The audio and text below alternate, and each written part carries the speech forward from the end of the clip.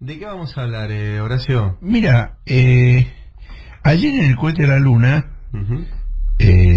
la segunda nota más leída fue una nota de Alejandra Dandán Sí. que se llama El Zapucay de D'Alessio y Pichetto. Sí, impresionante. Y que además de ser la segunda nota más leída del cohete, ha motivado algunos comentarios importantes de parte, por ejemplo, de Marcelo Fabián Saín, Ujú. que es un alto funcionario de seguridad en la provincia de Santa Fe. Sí. Y que estuvo a cargo de la Policía de Seguridad Aeroportuaria, ¿no? Sí, En su momento. Fue el creador de la PSA. sí, efectivamente. Que encuentra en esa nota algunas explicaciones para cosas que ocurren en Santa Fe con los fiscales, con los narcos, con la DEA, Ujú. que son muy interesantes.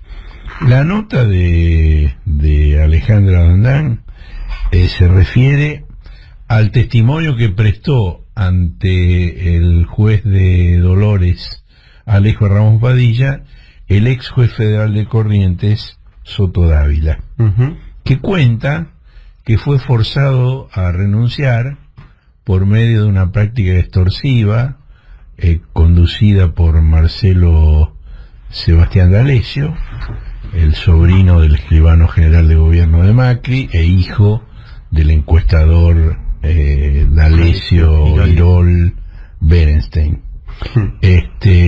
Digo, para ubicarnos quién es, ¿no? Bueno, este hombre dice que ha sido víctima de una extorsión. Él estaba denunciado por protección a algunos contrabandistas de marihuana en Corrientes y fue denunciado, pero en vez de realizar el procedimiento de remoción por juicio político en el Consejo de la Magistratura como corresponde, Ujú. fue extorsionado para que renunciara. Y en esa extorsión participó, no sería en extorsión, pero en el procedimiento para el alejamiento de este juez, participó el senador Miguel Ángel Pichetto, según denuncia él. En cuanto asumieron los nuevos miembros del Consejo de la Magistratura, el día 1 en la agenda tenían el caso de este juez Soto Dávila, y Pichetto era presidente de la Comisión de Acusación y Disciplina. Y entonces otros jueces como Moldes, no el fiscal Moldes sino el juez Moldes, Leónidas Moldes. Leónidas Moldes, le dijeron: mira, andate, renuncia, vos ya tenés 70 años.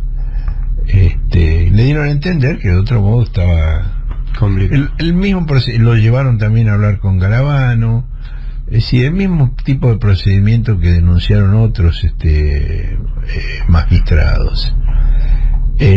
Bueno, el caso es ilustrativo respecto de los procedimientos con los que actúa el gobierno del presidente Macri en defensa de la transparencia, de la honestidad y de la independencia de la justicia.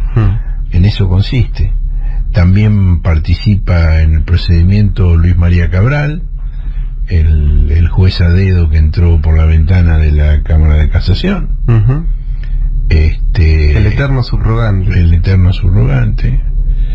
Bueno, es una perfecta descripción de época de cómo se ha manejado el gobierno y cómo se ha manejado la justicia en torno de temas. Digo, yo no sé qué grado de responsabilidad tiene realmente Soto Dávila. Esto no es una defensa de Soto Dávila. Ujú. Pero él dice, bueno, querían el juzgado federal de Corrientes, Claro. querían el juzgado electoral, es uno de los 24 juzgados electorales del país. Ujú. Me lo hicieron saber, yo me tenía que ir porque ellos querían ese juzgado y querían que todos los expedientes que teníamos pasaran a Comodoro Pi. Y yo, bueno, los mandé a Comodoro Pi si ellos querían eso. Ujú.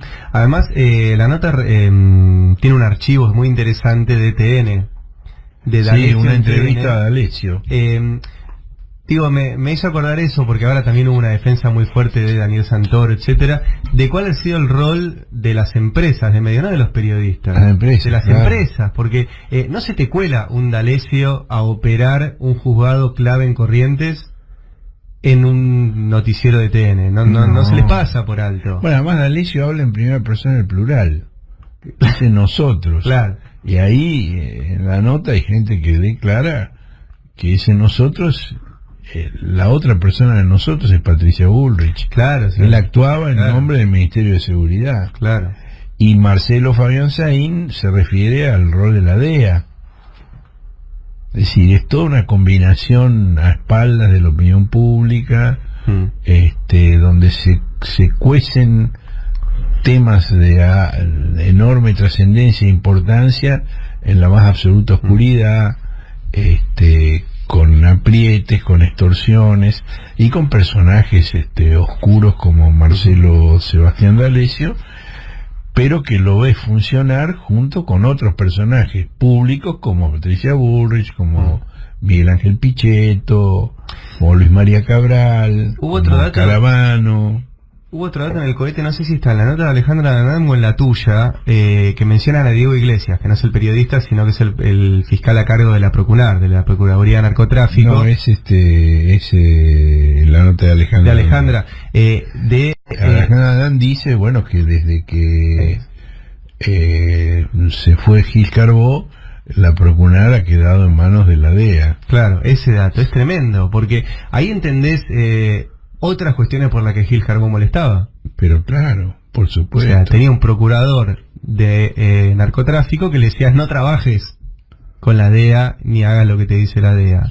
Y cuando la sacan, bueno, pasa a hacer eso junto con otros, con todo el entorno de Casal. No, en mi nota yo el que menciono es a otro fiscal que es Diego Luciani, que es el acusador de Cristina Fernández de Kirchner, que no la quiere dejar viajar a Cuba, ¿no? Que cada vez que Cristina pide permiso para viajar a Cuba, él dice que no. Después obviamente el tribunal falla en otro sentido, pero cada vez que ha tenido reuniones con algunos funcionarios judiciales de la provincia de Buenos Aires que no tienen que ver con las causas en las que interviene, pero que son de su relación y que además tienen contacto con la dirigencia del Frente de Todes, tratando de explicar qué es lo que él hace y confesando en privado que no tiene ningún elemento serio contra Cristina Fernández de Kirchner, que lo único que él puede acusar es decir no podía ignorar que otros hacían tal cosa. Esa es la confesión de Diego Luciani en privado, y con mucha preocupación porque digo, cuando llegue el momento de la exposición de Cristina en el debate público,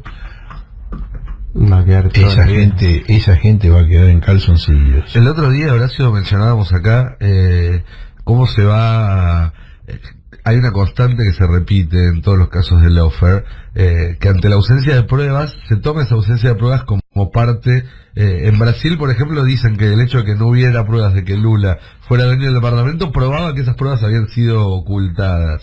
En el caso de Lugo, cuando se le hizo el juicio político, se decía que no hacían falta pruebas porque eran hechos de notoria, o sea que eran de conocimiento público y notorios. Acá se dice, bueno, Cristina no podía, no hay pruebas de que no lo conociera, pero no podía desconocerlo. Hay una constante ahí, ¿no? La falta de pruebas y la búsqueda de argumentos para dar vuelta esa falta de pruebas y transformarlo en general, digamos, en la justicia hay algunas creaciones pretorianas, es decir, eso quiere decir procedimientos y formas que no están en la ley, pero que son inventadas por los jueces. Usos y costumbres. Algunas fueron importantes, como el amparo, por ejemplo, que comenzó siendo una creación pretoriana y luego fue constitucionalizado incluso. Otras son escandalosas, como la doctrina Irursum, que justifica las prisiones preventivas por el supuesto poder residual que tendrían exfuncionarios que no tienen ninguno y no está sometido de ninguna manera a prueba. En este caso hay un desarrollo doctrinario que se hace muy conocido en el país a partir del juicio de los excomandantes, que es la doctrina del autor de escritorio o del hombre detrás del hombre, que fue desarrollada por un penalista alemán, Klaus Roxin, por la cual se condena a un jefe político de un aparato organizado de poder por los actos cometidos por sus subordinados, en casos en los cuales los subordinados eran lo que se dice fungible, es decir, si no era este iba a ser otro. El hombre clave no es el que realiza el hecho final, sino el que da la orden y controla la ejecución dentro de un aparato organizado de poder.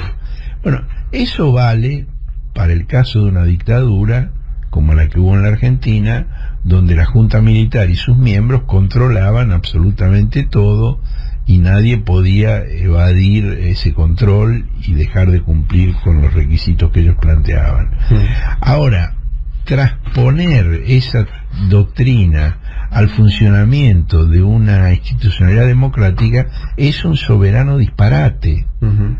Y en el caso, digamos, de Cristina, se da la ridícula situación que se la hace responsable a ella por decisiones de funcionarios que estaban 13 escalones debajo de ella en el organigrama. En ese caso, si esto es así, nadie podría gobernar. Claro. Porque cada agente del Estado que cometiera algún ilícito en algún lugar del país motivaría el enjuiciamiento del o de la presidente de la República, sin ninguna prueba, ni siquiera de que conociera, porque no es que el fiscal Luciani dice Cristina sabía, ni siquiera, porque si él dijera Cristina sabía porque pasó esto y está documentado, no, dice debía saber, no podía ignorar. Es decir, da por supuesto un preconcepto fáctico que no está probado. Bueno, esas son las perversiones, las deformaciones que ha sufrido la justicia en la Argentina, que ha tenido grandes responsables en ese sentido. Quien ha alentado toda esta perversión es Ricardo Lorenzetti, durante 11 años presidente de la Corte Suprema de Justicia, que armó toda una trama con los jueces federales de Comodoro Pi, fomentó la creación de una asociación de jueces federales, como se constituyó en garante de esa situación, recibió a los jueces que estaban persiguiendo a funcionarios del anterior gobierno, les dio estímulo, e incluso públicamente hizo un video desde la corte que se difundió en uno de los actos de inauguración del año judicial, en el cual se refería a los casos de impunidad, y dentro de los casos de impunidad mencionaba la muerte del fiscal Nisman, en momentos en que ni siquiera habían inventado todavía la trama judicial que inventaron después para decir que fue un homicidio. ¿Y fue el que lo trajo al juez Moro? Fue el que lo trajo. No sé si lo trajo él, pero por lo menos lo recibió aquí. Lo trajo él, y la foto de ese evento es Lorenzetti, Moro y Bonadío, y Bonadío el otro, o sea, más claro que eso. Sí. Bueno, Lorenzetti ha sido el gran garante de todo esto. Ahora está buscando cómo retroceder, pues como no es un hombre negado, se da cuenta de la grave responsabilidad en que ha incurrido y las consecuencias que eso podría tener.